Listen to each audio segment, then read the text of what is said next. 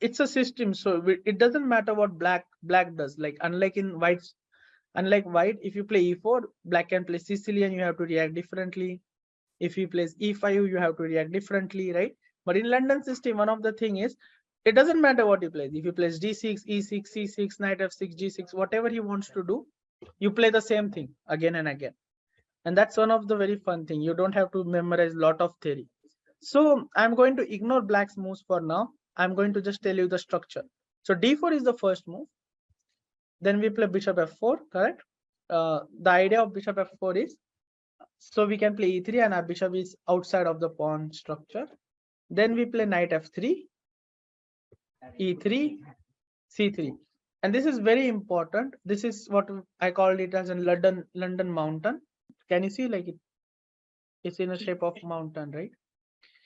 And one of the very important principle of London mountain is, if you shouldn't ever play moves like b3 or f3, especially this move b3.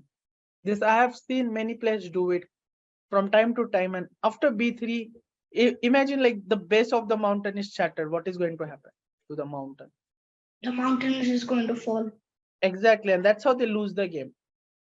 Especially when I'm playing with black, whenever I'm facing the London system, what I do is I consciously try to attack this pawn.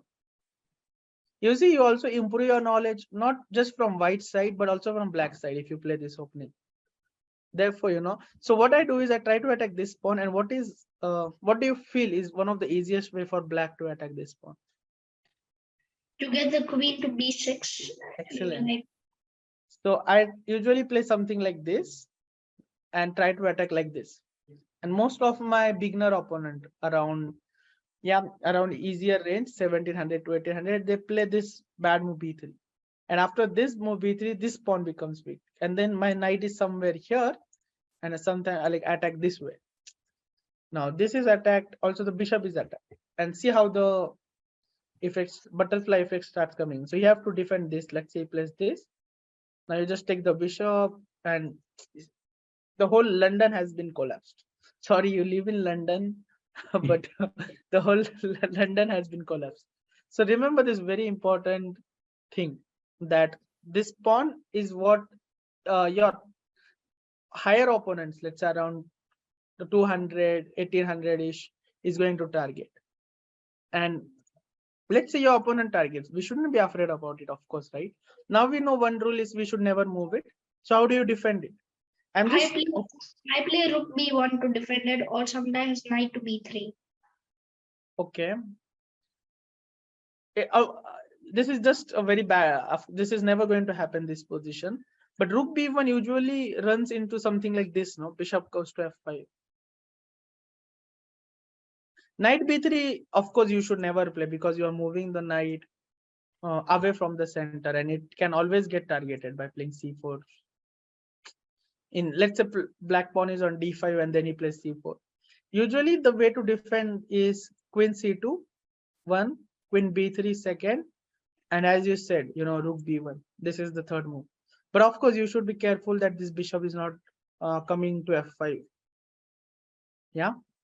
And then again, you have to move the rook, the b2 falls, the c3 falls, everything falls.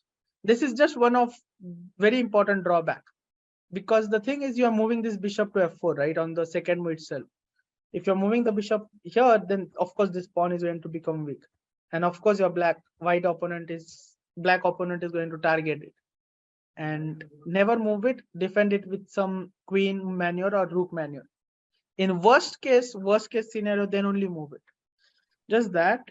Then this castle as soon as possible, and then we play knight bd2, and this is, let's call it, an ideal position of London system. The bishops are dead. Okay, do you know what this placement of these bishops are called at? Like this, adjacently, they are given a name. No, they are called Harowich bishop. So even if the bishop is on h3, it's called the Harowich. Even here, it's called